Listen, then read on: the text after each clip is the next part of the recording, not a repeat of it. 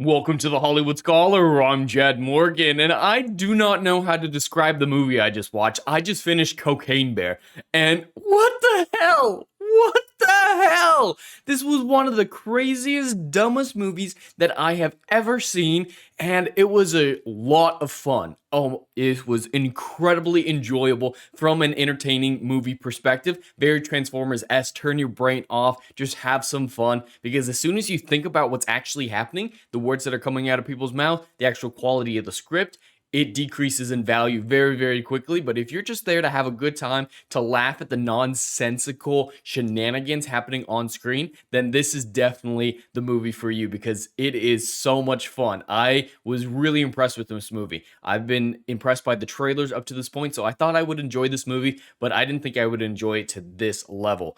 And normally I end these reviews off by giving it a number score, but I feel in this case, it's more apt to show that score at the beginning so it can be used to frame my comments coming forward after this. This script, the quality of the movie, I give a 4 out of 10. About a 4 out of 10, and I think I'm being very, very generous with that score because it is a dumb script. That script is utterly nonsensical, and then you have to add in there are some jokes that don't land specifically from some characters, and so 4 out of 10 I think is very apt number for it, all things considered, but it was so much fun. I would rewatch this movie. It is definitely the type of movie that if you want to go out with your friends, just have a good time, get a little bit drunk and watch, this is definitely the movie that you want to do that with because it is a laugh fest. It is so dumb. It's really going to be difficult for me to do an intelligent review of this movie because it is not intelligent in all the best ways. So I just want to get a little bit of criticism out of the way from the beginning. It is, like I said, very Transformers-esque, but has a very common Transformer problem, or a problem that plagues a lot of those action-heavy movies. Like Godzilla, it's a problem that plagues those movies as well.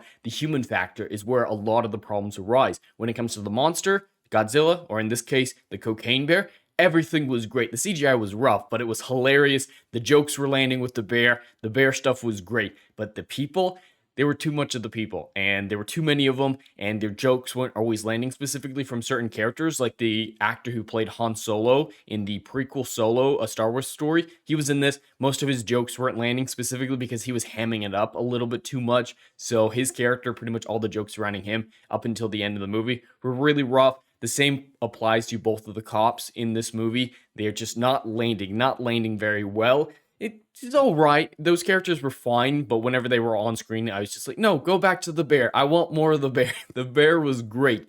And with all that, most of those jokes that weren't landing were the first act. The first act is really rough. Extremely, extremely rough. It starts out really good with the opening moments of the movie and the first kill that most horror movies start off with. That part was great, but then after you left that up until the bear reveal, things were rough. It was a lot of exposition, a lot of jokes that weren't landing in the wrong context, but after that, you're off to the races, and it's just pure chaos for the second and third acts of this movie. Just utter nonsense, and I loved every second of it. And the best actor, the best character at least in this movie, was definitely the kid Henry. He was hilarious. I mean, early on we saw in the trailers, he gets high because the bear snorts in his face, and he's high for the rest of the movie. And that actor does a great job. This little 10-year-old boy is hilarious, as well as the other girl.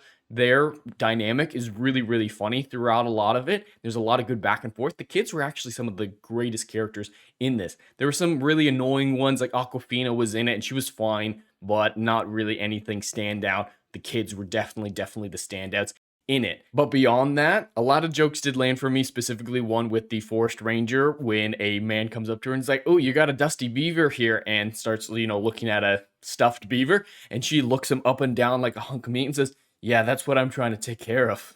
It was so blatant. I don't know why I love that joke so much. It was pretty funny to me. So yes, this is an incredibly enjoyable movie. I can't really break it down any more than I already have. There's not a whole lot of script to break down, so this review is going to be very, very short, very in and out, but definitely recommend going to see Cocaine Bear if you just want to turn your brain off and have some fun, because it was a lot of fun.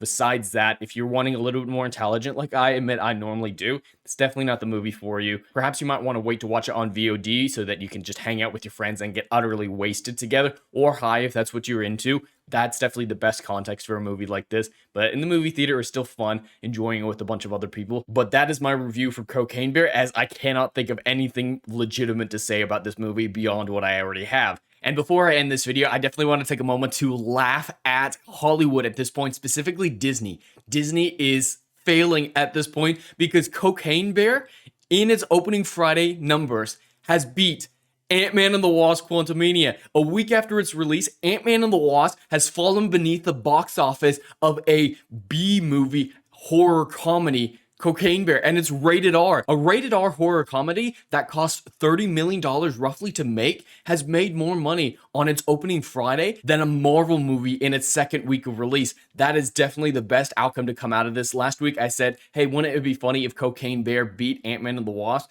after its first week? And my God, it actually happened. It really happened. Who knows how the weekend numbers will do once we get the Saturday and Sunday numbers in as well, but at least for the opening Friday for Cocaine Bear, it has beaten Ant-Man and the Wasp: Quantumania. Not by much, just by a few $100,000, but it still beat it, and that is a win. That is definitely a win and a failure for Marvel and Disney, and I am just laughing hysterically at it. That might be the best comedy to come out of Cocaine Bear, more so than any of the jokes in the movie, and I love it. So that's all I have for today. I'd love to hear your thoughts in the comments below. Please like and subscribe, and I'll see you in the next video. Anon.